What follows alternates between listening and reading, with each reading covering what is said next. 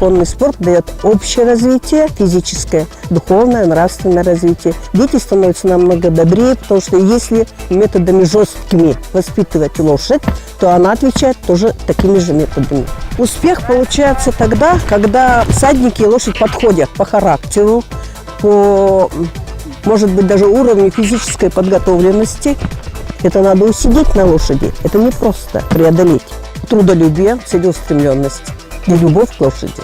Оно пугливое животное, и надо быть очень осторожным, уметь работать и давать команды правильные. То должен быть дуэт. Если пара подбирается, то успех обеспечен. Я выбираю спорт.